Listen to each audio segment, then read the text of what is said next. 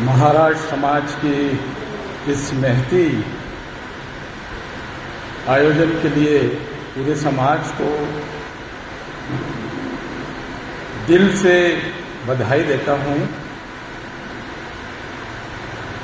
कला के क्षेत्र में बहुआयामी प्रतिभाओं को प्रोत्साहित करने के लिए, चाहे रंगकर्म हो, चाहे संगीत हो, चाहे विभिन्न विधाओं के कार्यक्रम हो, महाराष्ट्र समाज ने जो अलग जगह रखी है, उसी के चलते हमारे जैसे जो कला प्रेमी हैं, साहित्य प्रेमी हैं, रंगकर्मी हैं, वो बरबस ही आपके एक बुलावे पर आ जाते हैं। किसी ने सोचा तो बहुत लोगों ने होगा, लेकिन आपने ये करके बताया कि सदी की महान कलाकार आशा ताई की स्मृति में आज ये आयोजन रखा है। हम लोगों के लिए एक बहुत बड़े गर्व की बात है कि मंगेशकर परिवार मालवा, इंदौर नगर में लंबे समय तक प्रवास पर रहा। मंगेशकर थिएटर जो कि छावनी में बड़ा प्रसिद्ध था उस समय, और लता मंगेशकर जी का वहीं जन्म हुआ। और लता मंगेशकर जी और आशा जी की बड़ी जोड़ी थी। बहुत प्यार और स्नेह से वो रखती थी अपनी बहन को, और एक दिन वो अपने स्कूल में भी ले गई। तो आशा ताई बैठकर जो लता जी पढ़ रही थी वो उनके साथ वो भी पढ़ने लगी, और उनकी आदत पड़ गई तो वो रोज़ ही उनके साथ स्कूल जाने लगी। एक दिन हेड मास्टर साहब ने देखा तो कहा कि भाई ये इनको क्यों रोज़ लेकर आती है? तो बोले हम दोनों पढ़ेंगे। उन्होंने कहा नहीं, एक फीस में दोनों को नहीं पढ़ा सकते। तो लता जी ने उसी दिन से स्कूल छोड़ दिया और आशा जी को आगे बढ़ाया। तो ऐसी दोनों बहनों की जो अंतरंगता थी, वो बहुत सारे किस्से हैं उनके। बाद में कालांतर में लता मंगेशकर तो बहुत कम आई हैं इंदौर, लेकिन आशा जी निरंतर आती रही। आशा जी के कुछ दूर के रिश्ते की जो बहनें थी, उनका एक प्रेम नगर में मकान है, आज भी है, और एक आदर्श नगर में, आज़ाद नगर में। मेरे साथ में मेरे एक मित्र थे, मैं आकाशवाणी में जब था, संतोष जोशी। संतोष जोशी फिल्मी दुनिया से भी बड़ा रिश्ता रखते थे और आशा ताई के बहुत नज़दीकी थे, उनके बेटे के साथ पढ़े थे।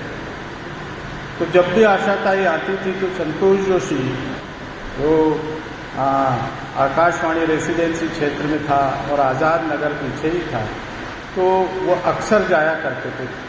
तब मैं कॉलेज में पढ़ता था और कैजुअल अनाउंसर था। तो जब वो आई थी तब उन्होंने आकर जब किस्सा सुनाया था कि किस तरह से हम आज भी आशा ताई के इतने नज़दीक हैं।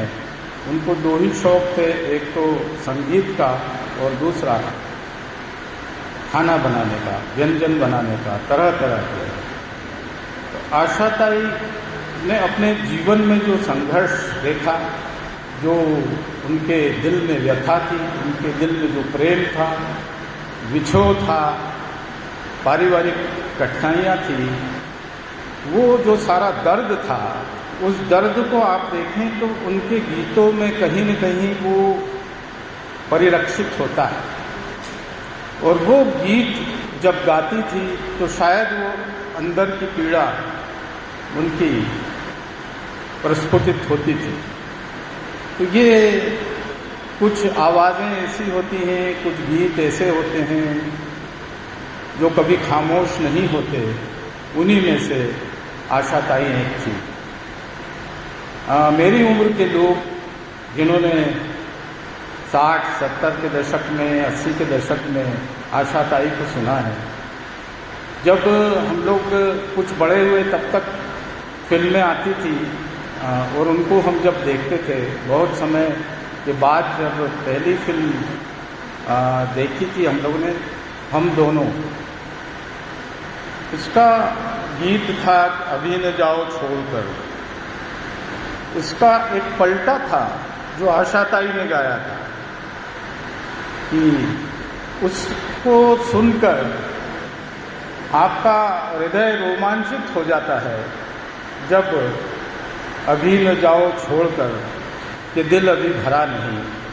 तो वो जो पलटा गाया है आशा जी ने उसमें कि जहाँ में ऐसा कौन है जिसको गम मिला नहीं, तो हृदय रोमांचित हो जाता था। तो एक उम्र आज की और उस समय की पीढ़ी में एक ही अंतर था कि उस समय जब व्यक्ति फिल्म देखने जाता था तो अच्छाई लेकर आता था, रंग कर्म देखने जाता था तो अच्छाई लेकर आता था। तो वो अच्छाइयाँ, वो अच्छी बातें आज भी जहन में हैं। जैसे एक गीत आपको सबको याद होगा, मेरे अगली पंक्ति में बैठे हुए साथी लोग तो अच्छे से जानते हैं। वो तो फिल्म ही कैलाश जी ऐसी थी, बंदिनी। वो आज भी आप देखें तो हृदय रोमांचित हो जाता है। क्या कलाकार, क्या गीत, क्या संगीत और क्या कथानक।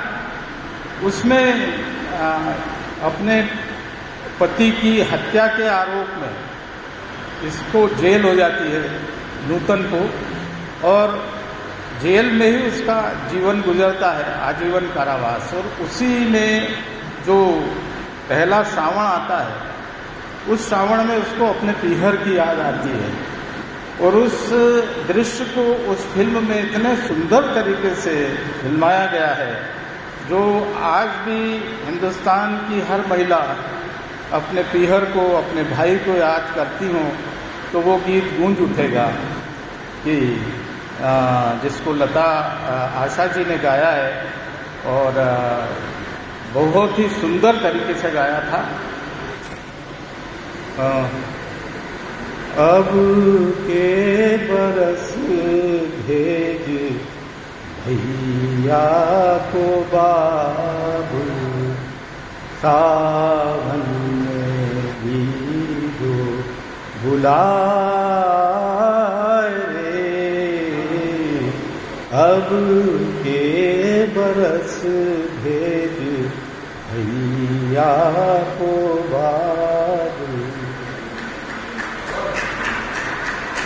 ये सिर्फ गीत नहीं था, बल्कि एक पूरा पिता पीहर और अपने भाई और घर से दूरी, जिसमें पूरा दर्शन था कि क्यों मेरी शादी कर दी और ये मेरी जो यौवन अवस्था है वो बेरन बन गई क्योंकि मेरी गुड़ियाएँ छीन गई, मेरा बचपन छीन गया।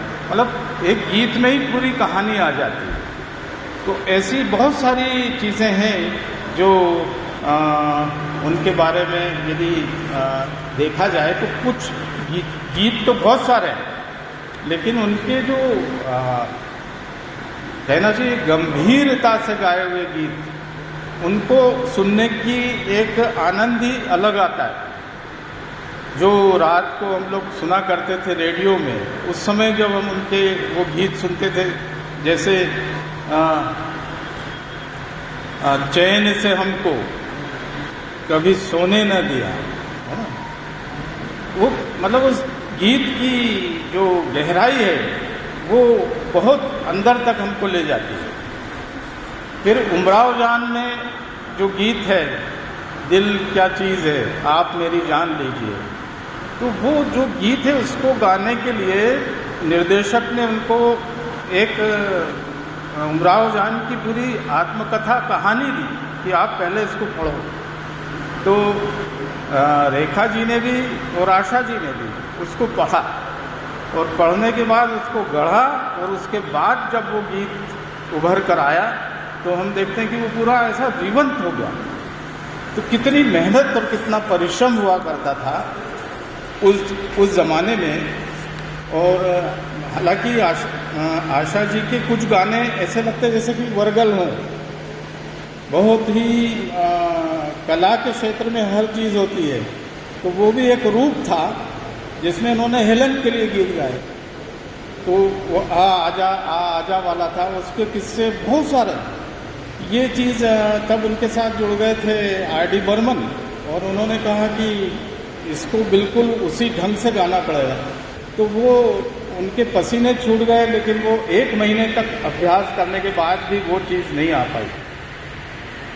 आपको आश्चर्य होगा कि 3 महीने तक तो इसकी रिहर्सल ही चलती रही, और जहाँ भी जाती वो आजा वो सांस भरना पड़ती थी।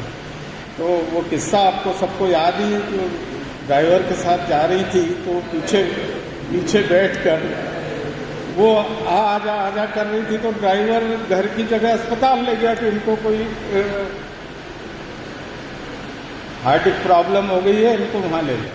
तब वहाँ जाकर हमने कहा कि भैया ये तो मेरी प्रैक्टिस हो रही थी। तो कहने का अर्थ है कि एक कलाकार कितनी मेहनत करता था हर गीत के लिए। और उस ज़माने के जो गीतकार थे, संगीतकार थे, शैलेंद्र ने जब गीत लिखे बंदिनी में, O.P. नैयर के जो संगीत हैं, बिहारी जी ने गीत लिखे, वो मतलब आज तो उस स्तर का कोई गीत ही हमको सुनाई नहीं देता है, उस स्तर की कोई आवाज़ सुनाई नहीं देती है। बहुत सारे लोग प्रयास तो कर रहे हैं, लेकिन हम ये देखते हैं कि आज वो समय नहीं है। खैर, वो जो समय था वो चला गया, और वो दीवानगी चली गई, वो पागलपन चला गया एक कलाकार का, एक गीतकार का। तो मैं आज के इस अवसर पर आपने मुझे अवसर दिया, मुझे बहुत अच्छा लगा।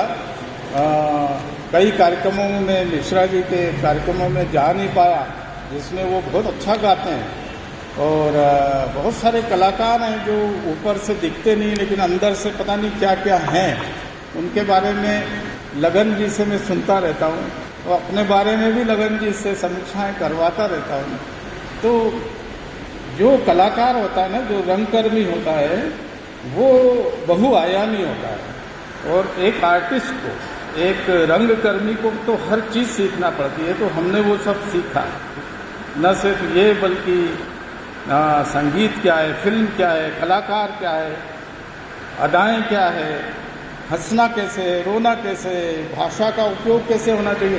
पहले चांदनी वाला जी को पता है कि हम गीत कभी कभी इसलिए भी सुनते थे कि कहाँ उसमें नुक्ता लगता है, गज़ल को गज़ल बोलते हैं कि नहीं, गम को गम बोलते हैं कि नहीं, फ को अपने को इस माइक से दूर बोलना चाहिए। कितनी चीज़ें सीखती है, और वो गीतों से भी सीखना मिलता है। तो महाराज समाज ने बहुत अच्छा काम किया है, बहुत ही प्रशंसनीय काम किया है।